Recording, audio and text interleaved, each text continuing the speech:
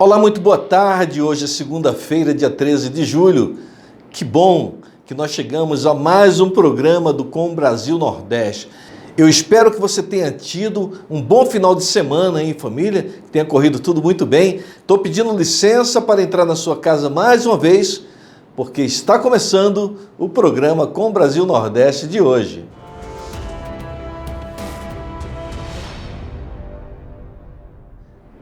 Nesta segunda-feira, teremos um bate-papo com um deputado estadual do estado de Pernambuco, Alberto Feitosa. É com ele o nosso bate-papo de hoje. Vamos começar então o programa de hoje com um giro de notícias do Com Brasil Nordeste.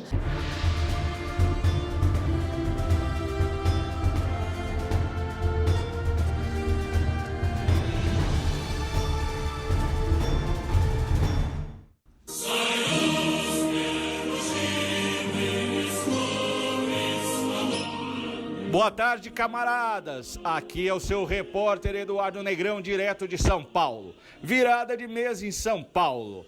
O partido meio de esquerda, PSDB, busca a verdadeira socialista Marta Suplicy, que hoje está no Solidariedade, mas que todo mundo sabe que tem o coração petista, ex-prefeita de São Paulo e ex-senadora, para ser vice do atual prefeito Bruno Covas, formando assim uma grande aliança de esquerda contra um eventual prefeito apoiado por Bolsonaro. Eles estão com tanto medo do Bolsonaro que ele nem está apoiando ninguém, já estão fazendo aliança contra um eventual apoio dele. E uma nota de rodapé, dessa vez sobre a direita, o jornalista Oswaldo Eustáquio, que nós falamos muito aqui no nosso programa, saiu direto da cadeia para o PTB, a convite do presidente nacional e amigo do Sandro Moura, Roberto Jefferson. Vem aí mais um deputado federal conservador, esse tem vaga garantida.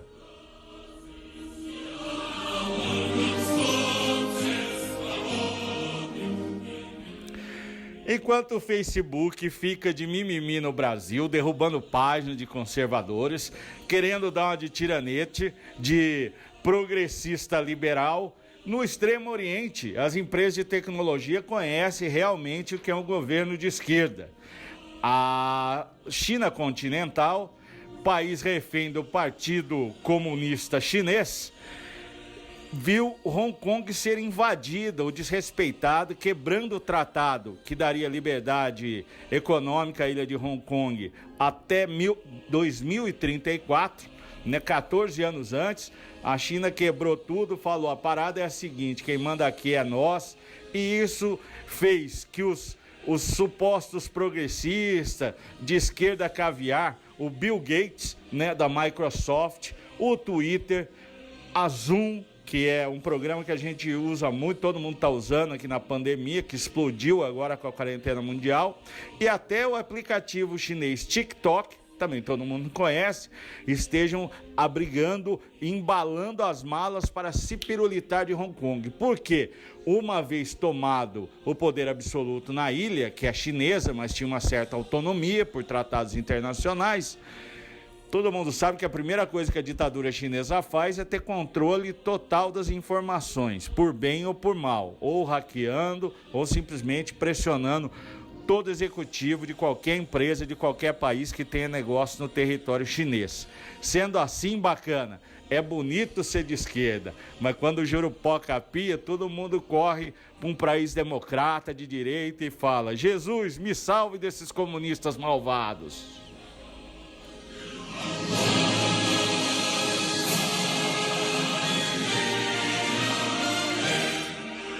Eduardo Negrão ao som da extinta União Soviética para o Brasil Nordeste da TV Com. Forte abraço!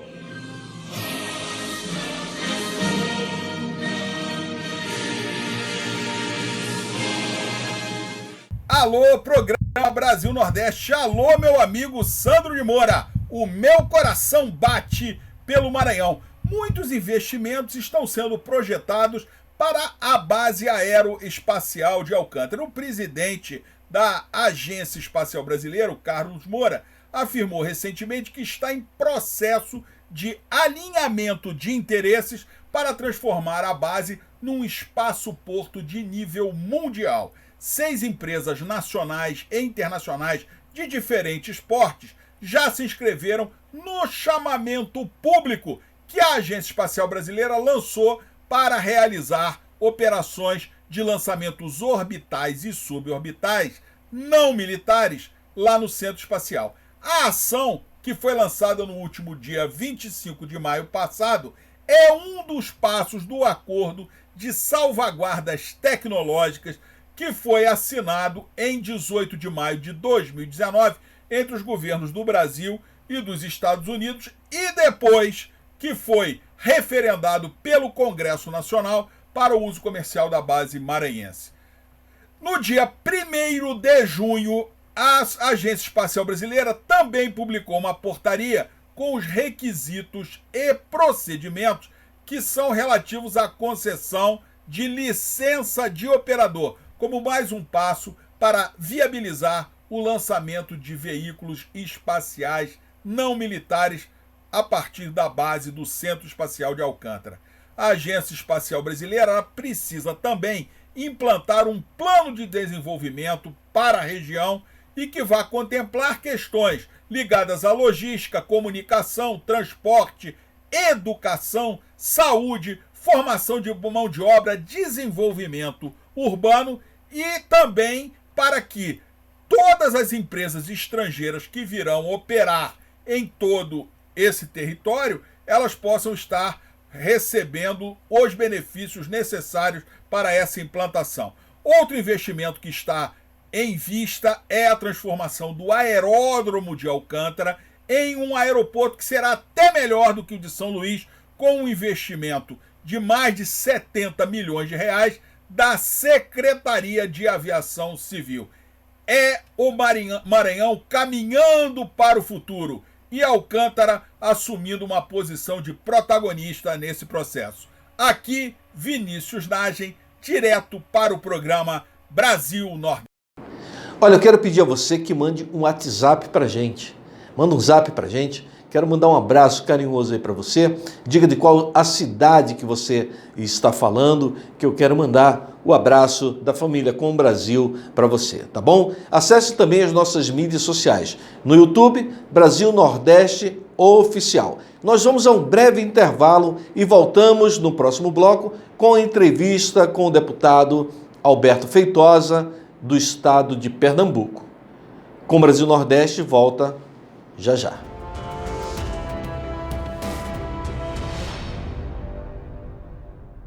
A pandemia do coronavírus desafia governos em todo o mundo. No Brasil, nós do governo federal trabalhamos para enfrentar o seu avanço e cuidar da saúde da população. Investimos 16 bilhões de reais na compra de respiradores, ventiladores pulmonares, equipamentos de segurança e medicação. Estamos distribuindo 22 milhões de testes em todo o país. Destinamos 50 milhões de reais para pesquisas e garantimos ajuda financeira de 3 bilhões de reais para estados e municípios. A prioridade é proteger a vida dos brasileiros, mas não podemos deixar de lado questões fundamentais para vencermos essa crise, como preservar empregos e manter a renda da população. Aprovamos auxílio emergencial de R$ 600 reais para os mais vulneráveis e destinamos 40 bilhões de reais em crédito para as micro e pequenas empresas. Novas medidas continuarão a ser tomadas, porque a vida dos brasileiros vem em primeiro lugar. Trabalhar para proteger a vida e os empregos. Esse é o nosso compromisso. Governo Federal.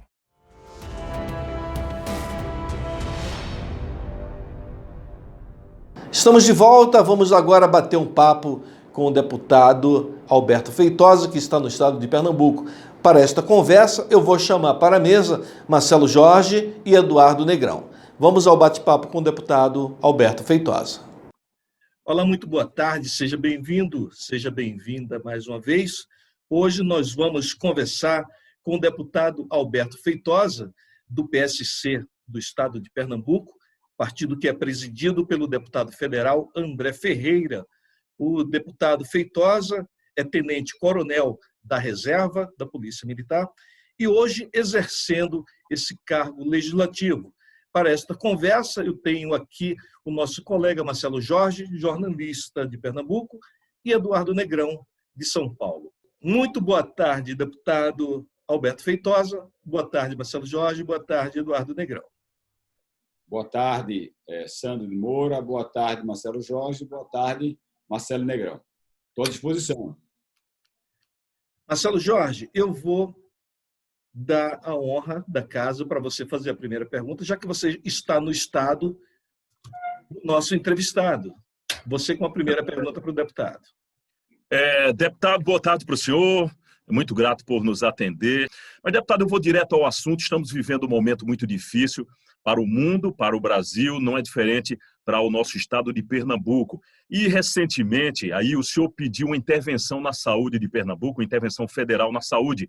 Aí o vice-líder do PSB na Assembleia Legislativa, o seu colega deputado estadual Sivaldo Albino, falou que o senhor está fora ou estava fora da realidade. Só que a gente está assistindo aí uma situação muito difícil, né, com visitas da Polícia Federal à Prefeitura do Recife. Como é que o senhor analisa nesse momento, passado esse episódio aí, quem estava ou quem está com a razão, deputado? Bom, logicamente, se eu fiz o pedido de intervenção, eu acho que eu estou com a razão. E vou tentar convencer a quem está nos assistindo o porquê eu estou com a razão.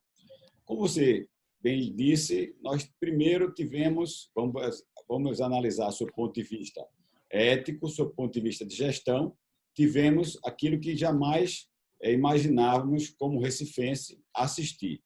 3 vezes a Polícia Federal visitar a sede da prefeitura. E aí nós vimos também os números de mortos, de pessoas que perderam a vida por Covid-19, Pernambuco liderar esses números e o Recife também como a capital.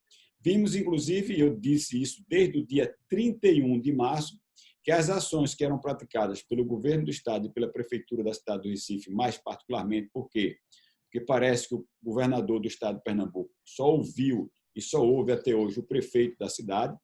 Haja vista um detalhe, que quando ele decretou medidas mais duras, que ele chamou de quarentena ou lockdown, que é um termo em inglês, eu tive a preocupação de ligar para colegas deputados estaduais, ninguém foi ouvido. Tive a preocupação também de ligar para vereadores da cidade do Recife e de outras cidades que foram ali naquela ocasião, cidades aqui da região metropolitana, nenhum vereador foi ouvido, e vereador da base dos prefeitos. Tive a preocupação também de ligar para os prefeitos, também os prefeitos não foram ouvidos. Então, as medidas não foram muito acertadas, ao ponto de que se levou as pessoas a deixar de andar nos seus veículos, carros e motocicletas, usando isso de forma alternada, e toda vez que é aplicada essa medida, você faz isso para que as pessoas utilizem, então, o transporte público. O transporte público é o segundo ponto de contaminação de qualquer doença viral.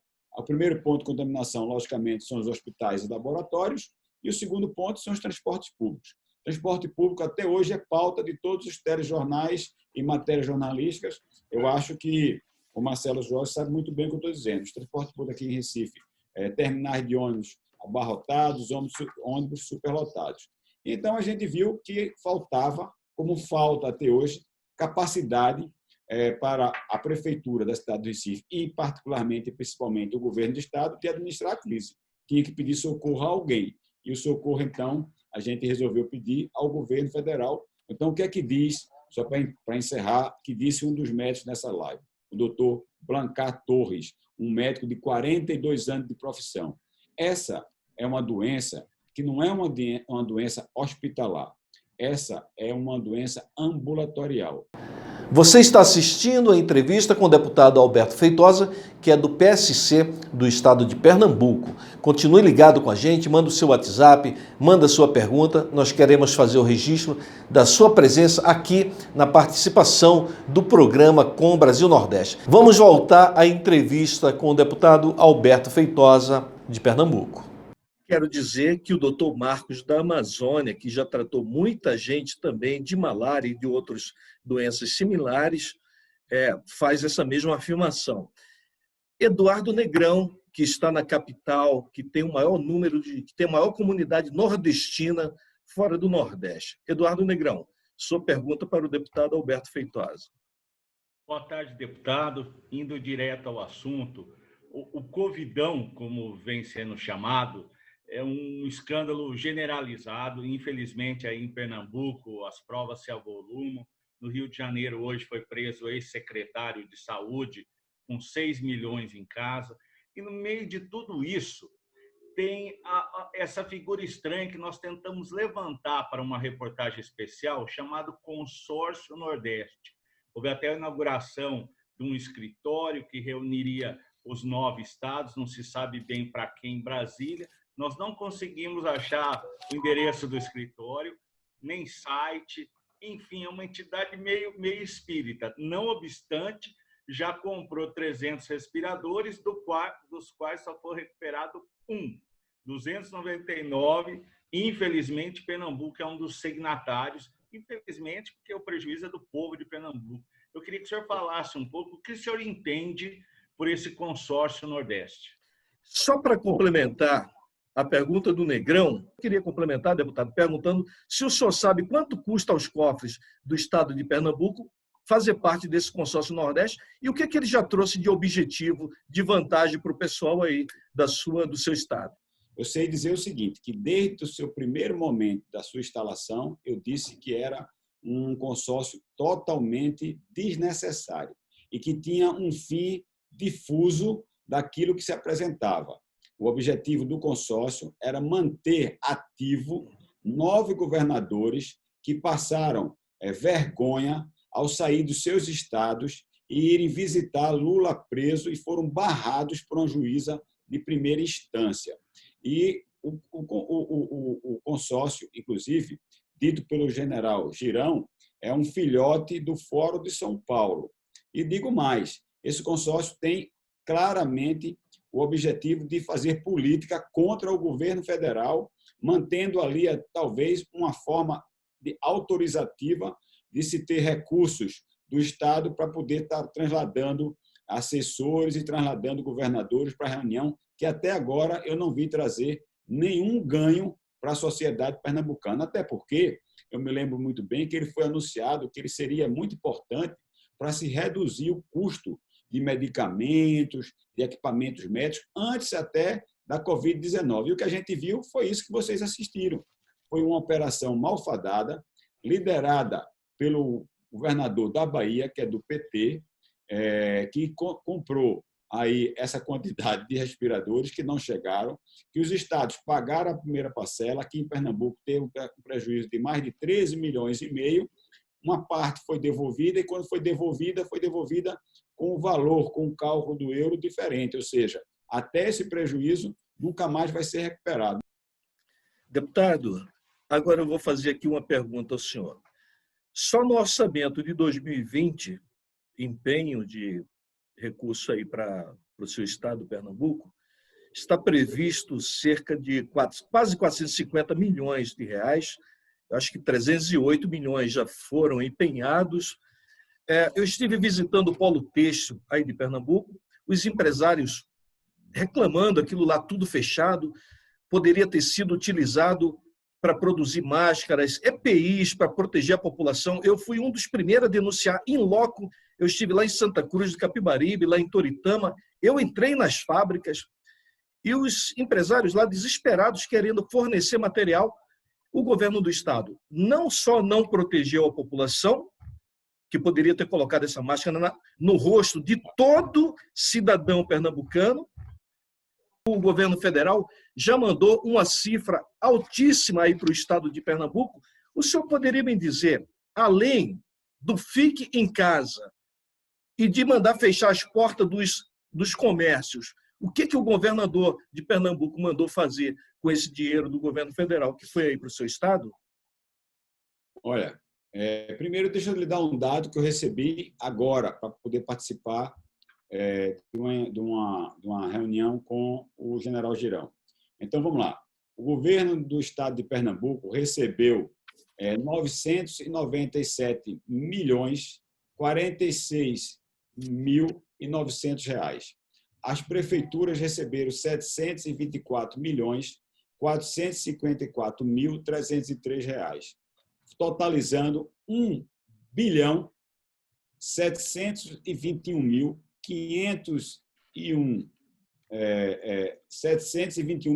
501.203 reais.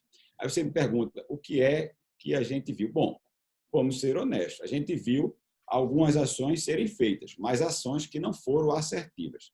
Vou começar por parte do governo municipal. É inadmissível você ter uma arena da Copa parada, você ter um Geraldão, o estádio Geraldão, que quem anda por aqui por Recife sabe que há 7 anos está em obra, já dava o recurso ali aplicado para fazer 2 reformas. A gente tem um centro de convenções e ver a prefeitura da cidade do Recife espalhar a Covid-19 com 7 hospitais de campanha, colocando um, inclusive, no próprio Hospital da Mulher. É um absurdo.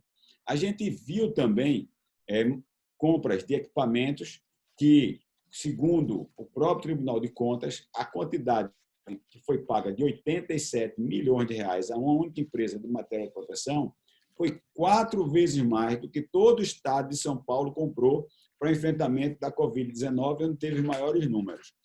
Eu tenho dito que a intervenção federal seria muito bom. Primeiro, porque daria um novo rumo à aplicação desses recursos e também um novo rumo na estratégia de combate e enfrentamento ao Covid. Esse recurso deveria ser aplicado e seria muito mais barato num tratamento preventivo. Eu tive a oportunidade, inclusive, só para responder, e vou finalizar essa resposta, de fazer um vídeo em frente ao Laboratório Farmacêutico de Pernambuco, LAFEP. Quem é daqui conhece muito bem. Eu tenho conhecimento que todo o tratamento de quem for acometido pelo Covid-19 custa, se fosse fabricado pelo LAFEP, R$ 5,00. A hidroxicloroquina, a azitromicina e o óxido de zinco, R$ 5,00. Se você pegar esses 11 milhões que foram destinados para a compra dos respiradores, dava para 2,5 milhões de pessoas, ou seja, 1 milhão a mais de pessoas do que toda a população recifense. Então, está na cara de que esses recursos foram muito mal aplicados. Aqui foi feito tudo errado e o dinheiro muito mal aplicado. Isso eu disse que vou encerrar, mas o que mais me chamou a atenção, vocês estão acostumados a pagar por algum serviço antecipado, a não ser cinema? Não. O que é que aconteceu aqui? O Tribunal de Contas emitiu uma cautelar ao governo do estado de Pernambuco, que estava pagando 100% a uma organização social dos leitos, e que os leitos apenas estavam disponíveis para ocupação apenas 36% dele, ou seja, e esse pagamento foi feito antecipado. Quando descoberto pelo Tribunal de Contas, ficaram de saia justa e disseram que, no final, iriam fazer um encontro de contas, uma conta de padaria. Eu não acredito nisso, nem o Tribunal de Contas, por isso que notificou e vai ser aberto também um inquérito contra o governo do Estado para se apurar mais uma demonstração de que o dinheiro aqui foi muito mal aplicado. Marcelo Jorge, a gente já está ficando com o nosso tempo um pouquinho apertado, mas eu quero que você faça mais uma pergunta ao deputado Alberto Feitosa. Bom, deputado Alberto Feitosa, em março o senhor foi expulso, né, do Partido Solidariedade, né, por segundo a Executiva Estadual, está em dissonância com o alinhamento da sigla no Estado. Tornou-se uma voz oposicionista muito forte. Recentemente, o senhor apresentou-se aí, vem se apresentando como pré-candidato à Prefeitura do Recife, vem recebendo o apoio de diversas lideranças, inclusive o presidente estadual do Partido Patriotas, o deputado Pastor Eurico, apresentou também uma solidariedade ao senhor, e fazer esse trocadilho de solidariedade, mas um apoio, né? E os Ferreira, lá de Jaboatão, o Anderson, o André Ferreira. Mas, nesse momento, e recentemente, o senhor teve uma reunião muito importante. O presidente Bolsonaro disse, pelo menos no início do ano, e vem dizendo que não vai subir em palanque nos municípios desse país. Em virtude de tudo isso, né? No entanto, o senhor teve uma reunião com o Coronel Meira, com o Gilson Machado Neto, que é um homem de confiança do presidente Bolsonaro. Isso podia soar, sinalizar aí um gesto do Palácio do Planalto em relação a um apoio, ou um suposto apoio a uma pré-candidatura, a sua pré-candidatura, deputado? Bom, primeiro eu quero dizer que eu sou o único pré-candidato que assumo publicamente que quero o apoio do presidente Jair Bolsonaro, que já tem algumas pessoas fazendo alguns adesivos, que é permitido nesse período pré-eleitoral, com minha imagem e a do presidente Jair Bolsonaro, que fui o único pré-candidato naquele dia. É isso aí, naquele dia... Negrão, você está para o Brasil inteiro, você é Vamos lá. Vamos lá, deputado. Naquele famoso dia, acho que foi no dia 27 de maio, que teve aquela conversa que o Moro ameaçou, então, que ia soltar uma bomba, que ia acabar o governo Bolsonaro, eu fui o único parlamentar pernambucano a emitir uma nota imediatamente às palavras do presidente, na coletiva que o presidente deu à imprensa, dizendo assim: ninguém governa governante, e defendendo o presidente Jair Bolsonaro. Então, eu assumo claramente que desejo, que defendo o governo federal, a pauta do governo federal é aquela pauta de quando o vídeo foi exposto do presidente, que a gente viu ali um patriota, um homem preocupado com a nação, cobrando dos seus ministros, defendendo a economia liberal. Então, eu defendo essa pauta e quero sim o apoio do presidente Jair Bolsonaro. As bandeiras do governo Bolsonaro, e em 2022 apoio declaradamente o presidente Jair Bolsonaro para a reeleição de presidente da República. Eduardo Negrão, sua pergunta para o deputado Alberto Feitosa. Só para concluir o raciocínio do deputado Feitosa, ele falou sobre Recife. Eu queria que o senhor, se possível, fizesse a análise das capitais próximas, aí, Aracaju, Natal. Como que o senhor vê a influência, um apoio potencial para os diversos candidatos dessa capital? Enfim, quais as chances dos aliados do Bolsonaro vencerem em outras cidades chaves aí do Nordeste, já que o Nordeste hoje é a coisa mais homogênea que tem, né? Os 9 estados são governados por governadores de esquerda. Então, como é que o senhor avalia o desempenho de candidatos de direita, pelo menos nas cidades mais próximas aí, nas capitais? Bom, primeiro, muito boa pergunta. Eu tenho andado muito e andado em todas as comunidades. A gente sabe que a classe média e até a classe média alta tem uma simpatia muito maior pelo presidente Bolsonaro. Mas me espantou muito e causou muita surpresa positiva o fato de todas as comunidades que eu chego, de forma inusitada, chama alguém e pergunta: e aí, quem é seu candidato a presidente da República? E eu ouço, sem medo de errar, a cada 10 pessoas que eu pergunto, 7, 8 dizem que vão votar no presidente Bolsonaro, e alguns dizem até que votou. É bom lembrar que o presidente Bolsonaro, inclusive, ganhou as eleições aqui no Recife, né? Outra coisa que eu achei muito interessante, ontem conversando com um pesquisador, ele disse que fechou uma pesquisa em João Pessoa, Eduardo Negrão, e dizendo que ficou impressionado que em João Pessoa a aceitação do presidente é acima dos 50%, que acredita num Brasil mais livre, num Brasil onde nós possamos cada vez mais ter a certeza que a nossa bandeira é verde e amarela, num Brasil mais que valorize os princípios éticos, o princípio da boa aplicação dos recursos públicos, o respeito à família e à nossa pátria. E a todos que vão nos assistir, o programa vai passar boa tarde a todos, e por aqui, por Recife, vocês podem contar que tem um parlamentar que defende a nossa nação, que defende o nosso estado de Pernambuco e que defende a nossa cidade do Recife. Eu quero aqui agradecer ao deputado Alberto Feitosa. Antes, fazer aqui uma homenagem a um conterrâneo nosso, que é também jornalista e apresentador, o Siqueira. Já que o deputado falou da Polícia Federal, Siqueira disse que a Polícia Federal é o melhor remédio para a Covid.